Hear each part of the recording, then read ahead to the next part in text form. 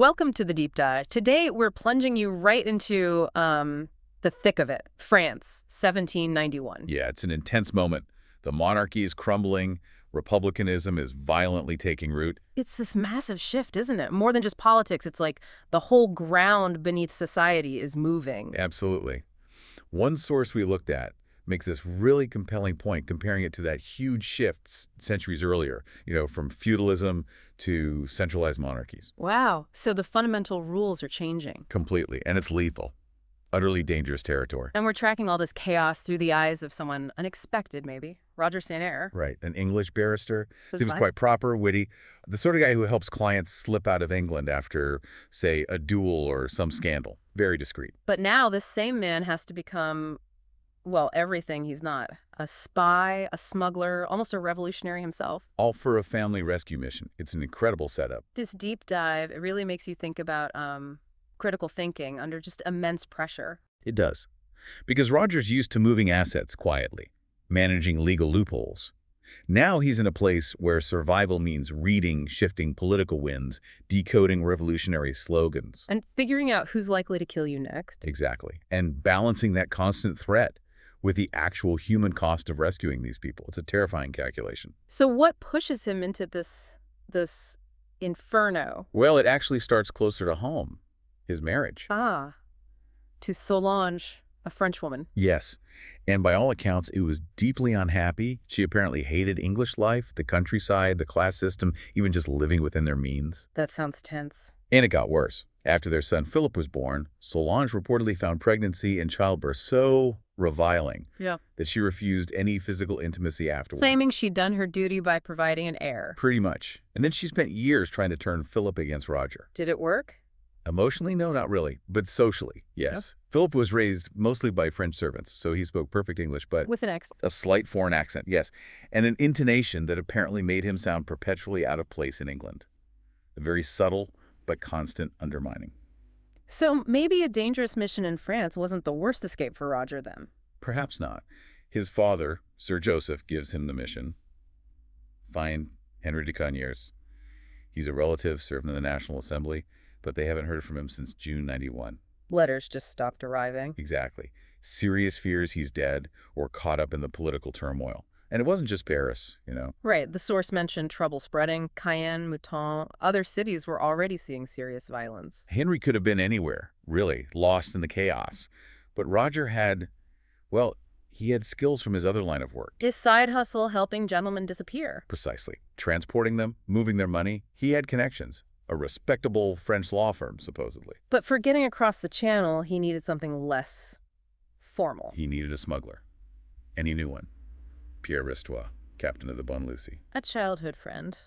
From a smuggling adventure. Apparently so. A useful connection to have.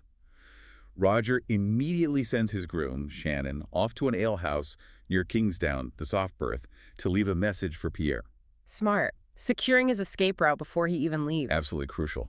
That connection was his lifeline back.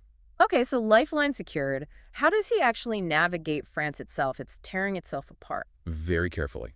And with some cleverness. He travels light, uses a shabby-looking carriage and horse. A disguise. Sort of. The horse looked worn out, but it was actually quite fast. Good for a quick getaway if needed. And his cover story, a traveling gunsmith. Blends in, looks useful, but not important. Exactly. And financially, he was smart too. He carried those low-value assignats. The revolutionary paper money that was worth less every day. Right. Almost worthless. But he also had real French coins. So he looked poor, inconspicuous. He manages to get to Salio. Then what? He connects with a local advocate, Maître Foucault. And Foucault gives him the first piece of really bad news. Henry de Conyers isn't in the regular jail. He's being held at the Hôtel de Ville, the town hall. Guarded by men loyal to the local boss, Moreau. Yes.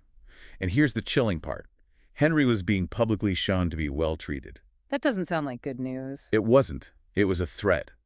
Leverage against his family, who were also imprisoned. Oh, God. Had they survived? Not all of them. Roger learns Henry's wife and his young son, Francois, had already died in captivity. Terrible. He meets Henry's daughter, Leonie. Her situation was complex. She was being held by one of Moreau's rivals, a man called Louis, or Le Bébé. The baby. Sounds harmless. Far from it.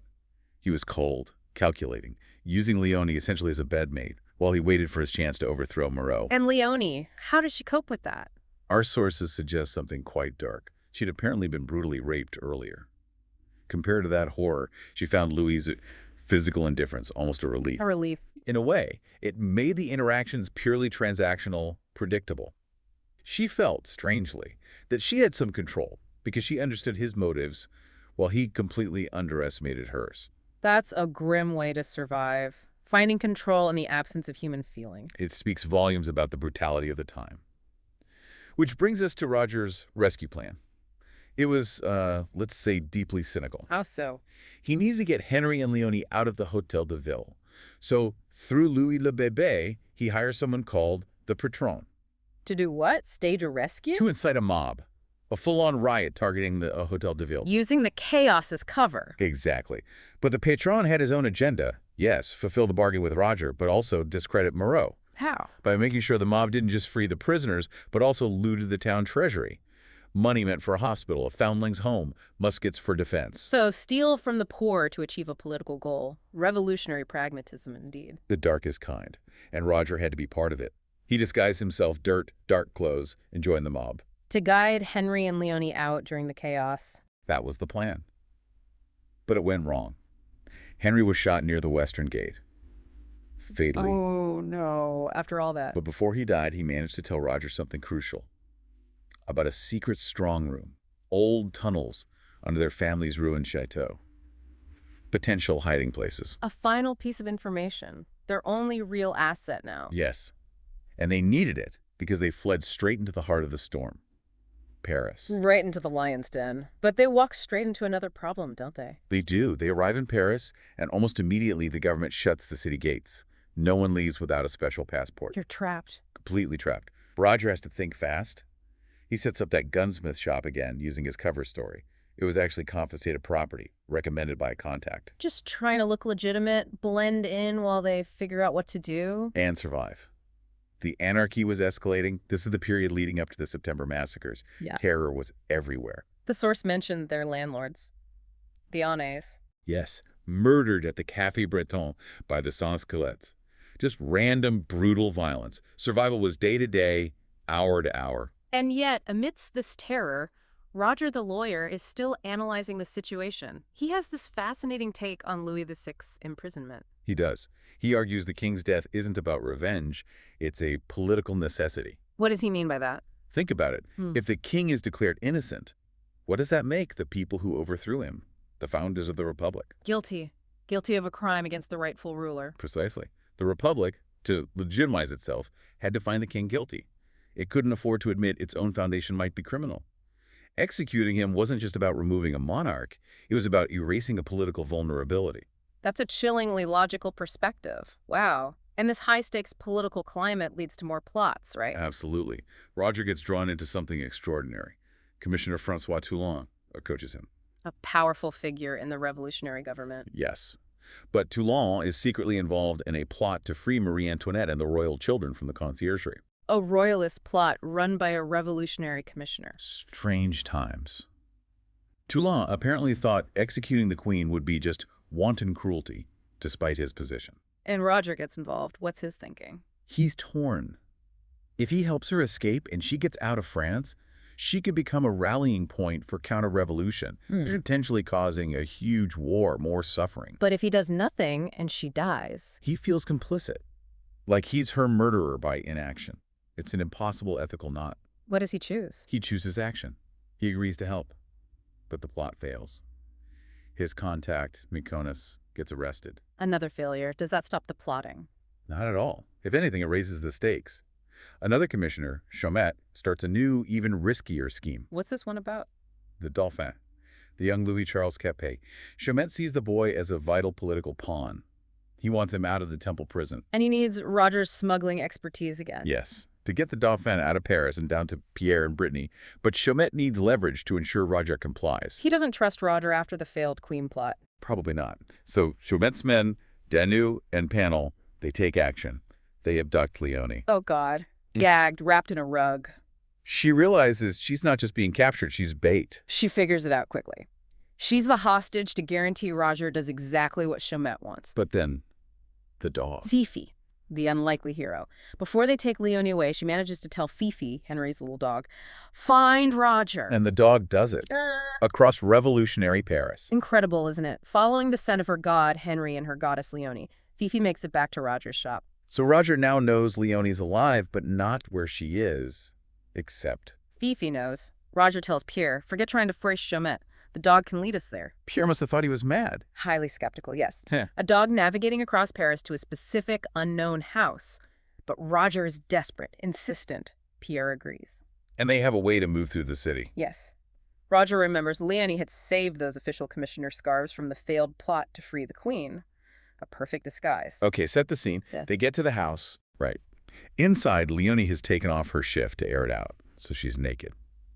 She hears Fifi barking outside, desperately. A dog found her. Yes. Then she hears Panel, one of the guards, trying to silence Fifi, probably kill her. And Leonie just snaps, After everything she's endured. protecting that last link to her family. Okay. Fifi. She grabs a pistol, shoots Panel Point blank. in the head, Yeah.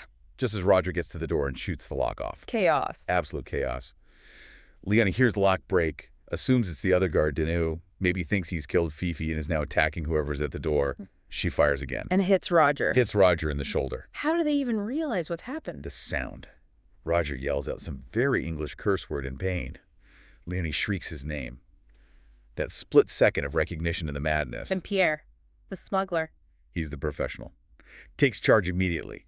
Secures the scene notes, Panel's wound, his unbuttoned breeches confirming Leonie's effective self-defense. Gets him out. Now. Onto his boat. His small fishing boat.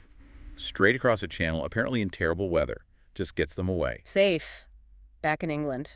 But the drama isn't over, is it? No, it just shifts. The way they escape, the violence, Leonie's state. It's scandalous by English standards. Roger becomes obsessed with protecting her reputation Oh. by maintaining this very strict, icy formality towards her, keeping his distance Oh, that's going to be misinterpreted. massively. Yeah. Leonie, still reeling from years of trauma and this violent escape, sees his coldness completely differently. She thinks he's rejecting her. Worse, she thinks he's tired of her, found someone else, a mistress maybe, someone fresher, more interesting. She imagines him taking this other woman to places like Vauxhall Gardens. The public pleasure gardens, that must have tortured her. It clearly pushed her to a breaking point. One night, after following him, she uses Sir Joseph's keys, lets herself into Roger's private rooms. Confronts him directly. Oh, yes. She declares she's not afraid of him. And then this incredible line shouting, "There is nothing those whores can give you that I cannot, and you will save a great deal of money by having me instead." Wow. Just lays it all out there. Trauma, love, practicality, everything. Roger is just stunned. Overwhelmed. He finally explains himself. He always intended to marry her, but wanted to wait until after the social season, trying to protect her from gossip. So his plan backfired completely. Spectacularly. He changes his mind instantly, agrees to marry her immediately. And his reasoning is, well, classic Roger, perhaps. What does he say? He basically rationalizes that her actions breaking in, the declaration, even the earlier shooting while maybe mentally incompetent, proves she's courageous, decisive. Yeah. The perfect wife for him, in her own unconventional way. A marriage born from chaos and misunderstanding, and Leonie. She apparently looks forward to a lifetime of shocking and enraging Roger, just a little. A fitting end, maybe. What an incredible story. From the careful barrister navigating duels to a man orchestrating mob violence in Salou getting caught in Parisian plots. The plots around Louis XVI, Marie Antoinette, the Dauphin. It's layer upon layer of political danger. It shows how adaptable he had to be, how his legal mind perhaps translated to espionage. Definitely. But what really stands out, I think, amidst all the high-level maneuvering Is Fifi. is Fifi. The whole escape hinges on the loyalty of a dog and Leonie's desperate act to save that dog. It's the simplest things, in the end. The most fundamental loyalties cutting through the political complexity. It's quite something. So Roger ends up agreeing to marry Leonie, partly because of her, let's call it, effective madness combined with courage. It makes you wonder, doesn't it? We'll leave you with this thought. What does it say about stability, whether it's a new republic built after regicide or a marriage founded after accidental shootings, if its foundation is this wild mix of deep love and, well, utter chaos?